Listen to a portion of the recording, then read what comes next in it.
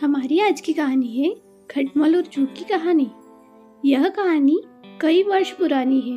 उस समय दक्षिण भारत में एक राजा राज किया करता था।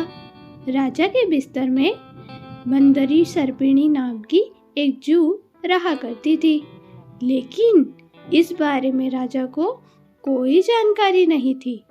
हर रात जब राजा गहरी नींद में सो जाता तो जू अपने घर से बाहर निकलती, बड़े चाव से पेट भरकर राजा का खून चूसती और दोबारा जाकर छिप जाती। एक दिन न जाने कहां से उस राजा के बिस्तर में अग्निमुख नामक एक खटमल भी घुस आया। जब जू ने उसे देखा तो उसे बहुत गुस्सा आया कि उसके इलाके में एक खटमल घुस आया है। जू उसके पास गई और उससे तुरंत वापस चले जाने को कहा। इस पर खटमल बोला, अरे जू बहना, इस तरह का व्यवहार तो कोई अपने दुश्मन के साथ भी नहीं करता। मैं बहुत दूर से आया हूँ और सिर्फ एक रात तुम्हारे घर रुककर आराम करना चाहता हूँ। कृपया मुझे यहाँ रुकने दो। खटमल की बातें सुनकर जू का दिल पिघल गया। उसने कहा, ठीक है, तुम यहाँ रुक सकते हो, लेकिन तुम्हारे कारण राजा को कोई परेशानी नहीं होना चाहिए। तुम राजा के आसपास भी नहीं जाओगे। जू बहन, मैं बहुत दूर से आया हूँ और बहुत भूखा हूँ। वैसे भी हर रोज कहाँ राजा का मीठा खून पीने का मौका मिलता है। कृपया मुझे आज रात राजा के खून का स्वाद चखने का मौका दे दो। खटमल ने विनती करते हुए कहा। जू खटमल की बातों में आ ही गई और उसने उसे राजा का खून चूसने की इजाजत दे दी।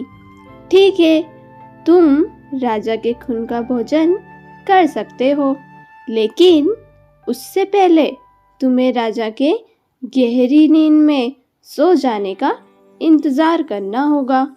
जब तक राजा पूरी तरह सो नहीं जाता तब तक तुम उसे नहीं काट सकते, जू ने कहा।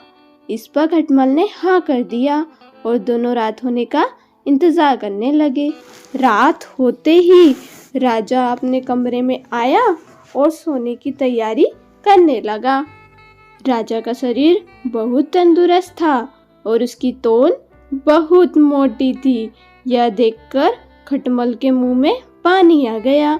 जैसे ही राजा के बिस्तर पर आकर लेटा, खटमल ने न आओ देखा न ताओ और सीधे जाकर राजा की मोटी तोंद पर जोर से काट लिया और फिर दौड़कर पलंग के नीचे छिप गया। राजा दर्द के मारे चीख उठा और तुरंत अपने सिपाहियों को कमरे में बुला लिया।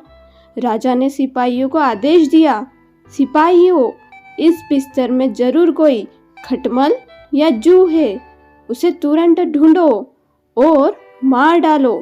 राजा के सिपाहियों ने बिस्तर पर ढूंढना शुरू किया तो उन्हें बिस्तर में छुपी जू मिल गई।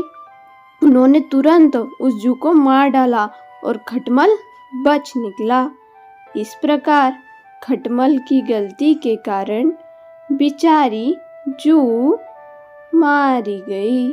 अर्थात खटमल और जू की कहानी से हमें यह सीख मिलती है, हमें आग बंद करके किसी अजनबी पर भरोसा नहीं करना चाहिए। And please think positive and do good, and like, subscribe and share my channel.